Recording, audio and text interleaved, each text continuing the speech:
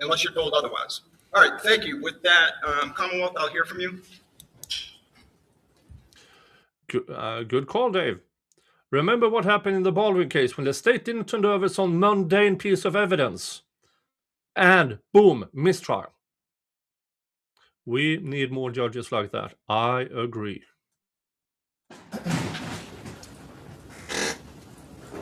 Hold on. The Mr. defendant raised her Jingles gun, just leveled it at Pat Newman's face, and pulled the trigger. wrecked something. There are two reasons that Pat Newman is alive today. The first being that Ms. Fitzsimmons' gun, while it had a full magazine, it did not have a round in the chamber. The second reason is that Pat Newman, based on his years and decades of training and experience, reacted in a calm, professional way when he protected both himself and everyone else in that house. Pat Newman is 50 years old. He is married to his wife, Angie, for 25 years. He has a son, Jonathan, who goes to school locally, college. He grew up in New York State at first and moved to Massachusetts to North Andover when he was 4 years old. He moved here with his father, his mother. Mr. Jingles decided to jump from a drawer into a paper bag with other paper bags in it. That made a lot of sound.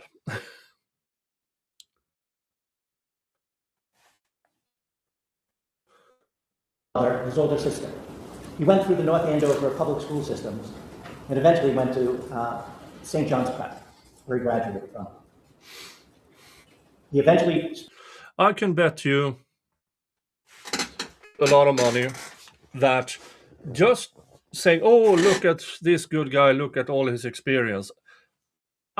There's a lot of cops out there who are good. But you also have a lot of cops out there who are really, really bad at what they do.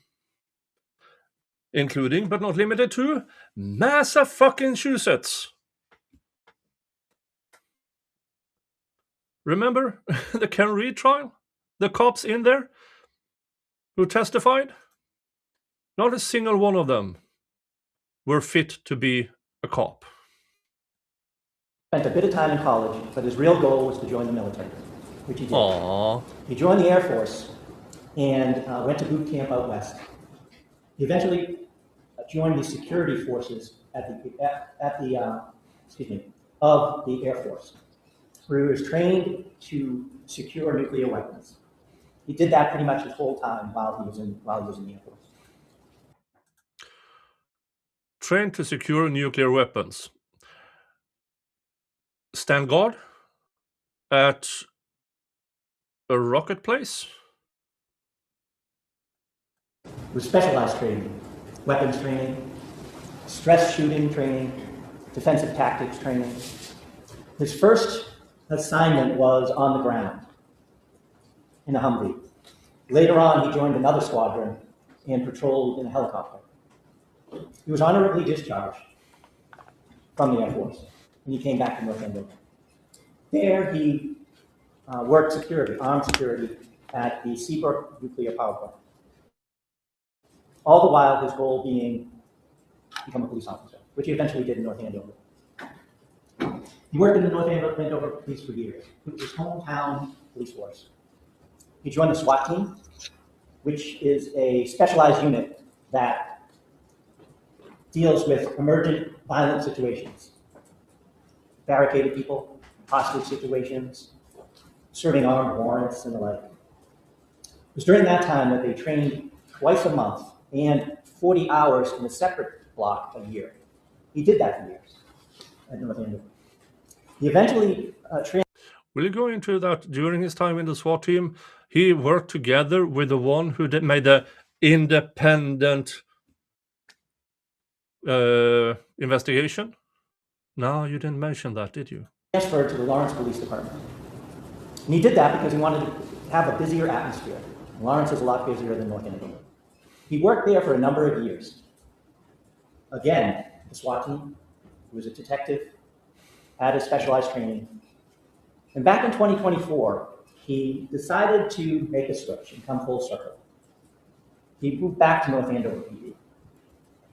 both because he wanted to end his career there where he started, but he also wanted to bring his training and experience to his hometown police force. That was one of the reasons that Lieutenant Daley, on June 30th of 2025, asked Pat Newman to accompany him and Timothy Houston, another officer who was a military vet, to serve a restraining order on Kelsey Fitzsimmons. He knew Pat had the experience, the temperament, and was cool, calm, and collected, no matter what happened. Kelsey Fitzsimmons was a police officer. She had been on leave, but she was a police officer on June 30th of 2025. Also on that day, her partner, her boyfriend, her fiance, Justin Allain, was concerned for his safety, for his 4-month-old child's safety that he shared with the defendant, and for Ms. Fitzsimmons' safety, specifically after events happened that weekend. And so he went to court and he applied for and was granted a restraining order. The restraining order granted him custody of his 4-month-old son, ordered the defendant not to have any contact and to stay away from him, and also that she would be relieved of her weapons. Yeah, I saw that what he wrote in the restraining order application.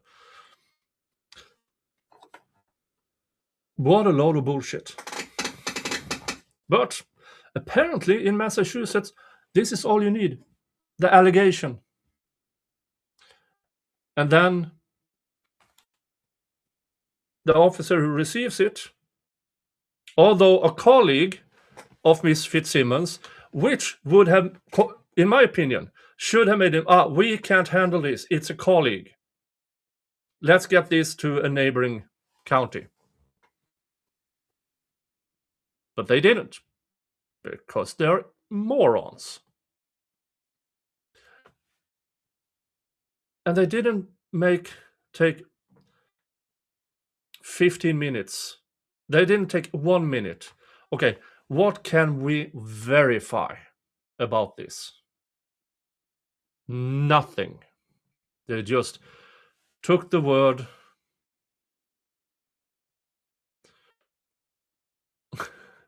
So, jokingly, for once it was a man using what was produced to allow women to file restraining orders without any evidence backing it up, just the word. I don't know how that sort of thing can be constitutional. That by the word of one party alone, a bunch of cops can show up at a house, rip the baby out of a mother's arms by word alone.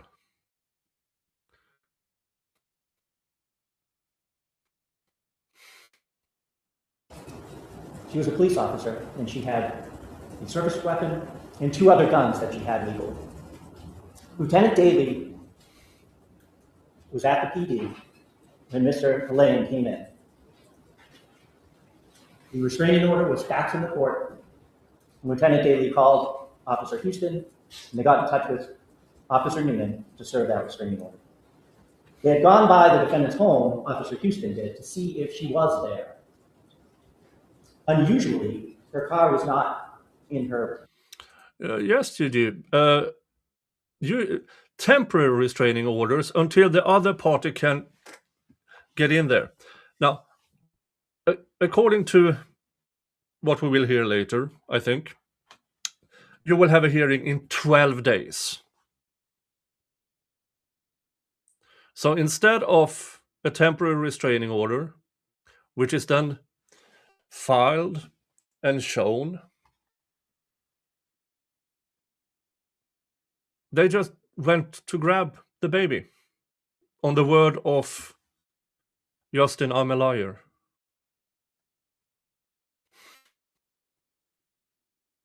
parking space. It was never home.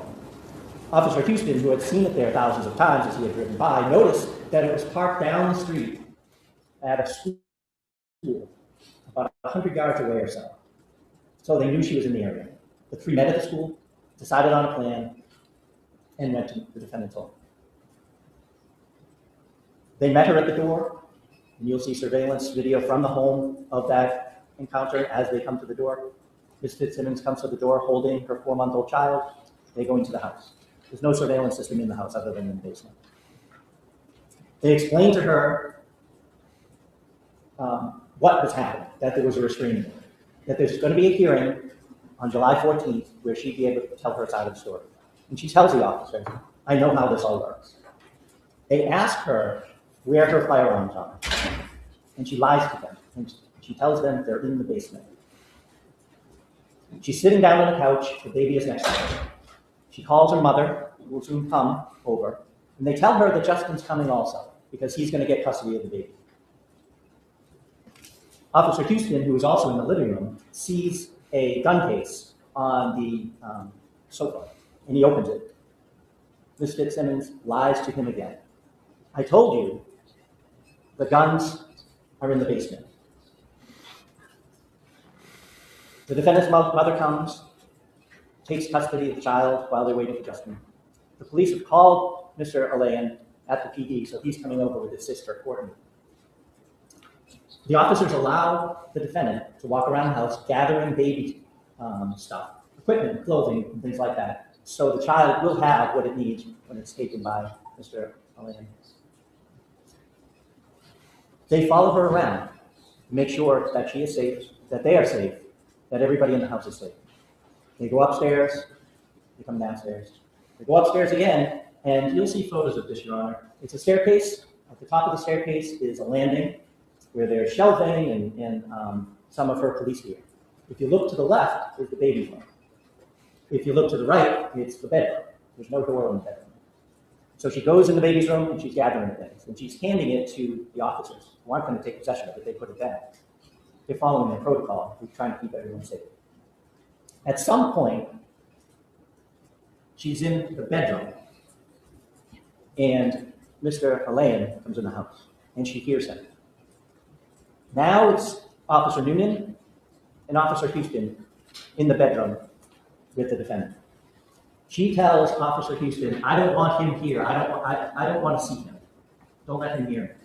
Because she's upset with Mr. Alain.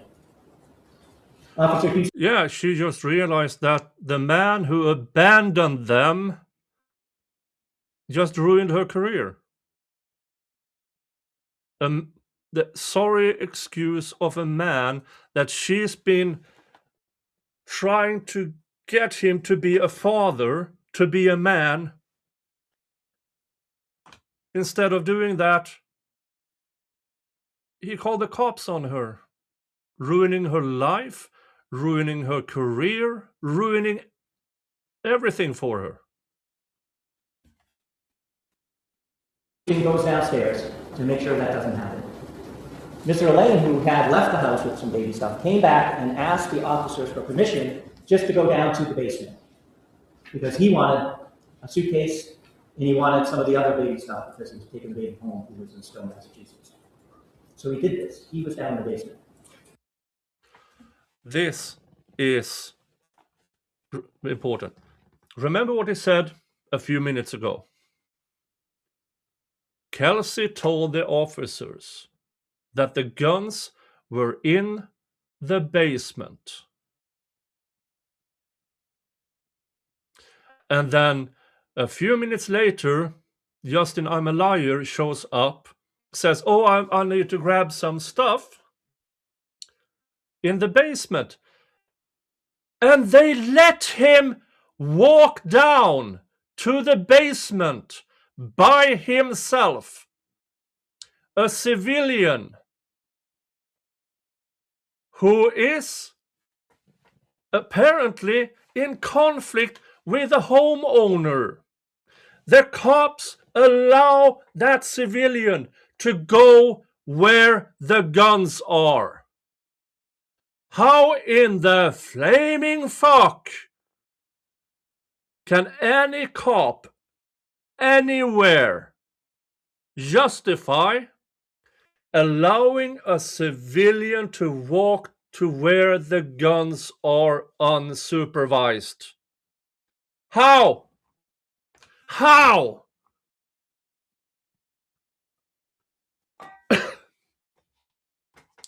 This is how a proper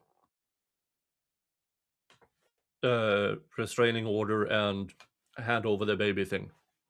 First of all, at the very minimum, a female officer on site. Preferably CPS, who are trained on these situations and can go in and immediately evaluate what's going on. I can say this, had a proper CPS worker been there, none of this would have happened.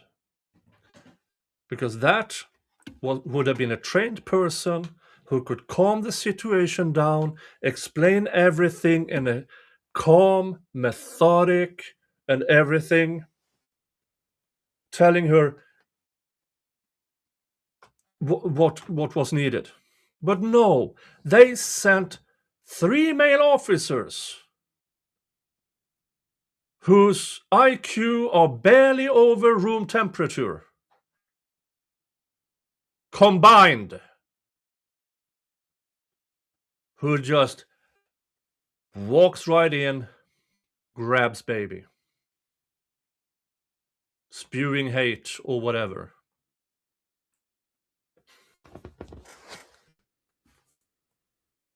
And one who should not ever have been there, since it is a conflict, is Justin, I'm a liar.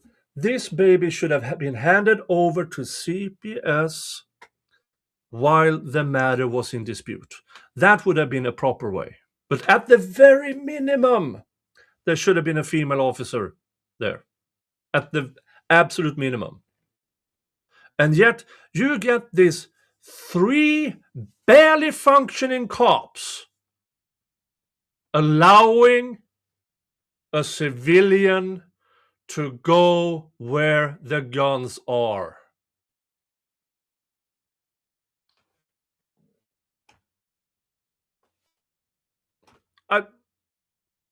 This is immensely stupid. And this is the state's opening statement. Let's continue. Lieutenant Daly is down on the first floor. Officer Houston is at the top of the stairs in the basement. And the defendant's mother is downstairs also. The baby is already gone because Courtney, Mr. Elaine's sister, had come with them, taken the baby, and left the house. Officer Newman is standing on the landing, watching the defendant in the bedroom. She's on her knees. She's gathering things. He notices at some point that her demeanor changes. She gets upset. At that point, she lunges to her right, forward and to her right. And he can't see what she grabs, but she grabs a firearm. Turns out to be her service weapon. I'm not sure that is according to testimony. Or according to the first statements from the officers. Well, I know it's not. Because the first statement from Newman was she launched from behind the door. And that was his story until it was revealed there was no door. He lied. She comes back. She raises it. Before Officer Newman can do anything, she pulls the trigger, has it leveled at his face, and it goes click. It goes click. Excuse me. It does not fire. Officer Newman takes out his gun, is yelling at her at this point. Kelsey, don't do it. Drop it. Kelsey, don't do it. She is stepping backwards now. Also something that was this quote that the prosecution is claiming, the drop it part was never, at least to what I know, was never in anybody's initial statement. It was just, no, Kelsey, don't do it.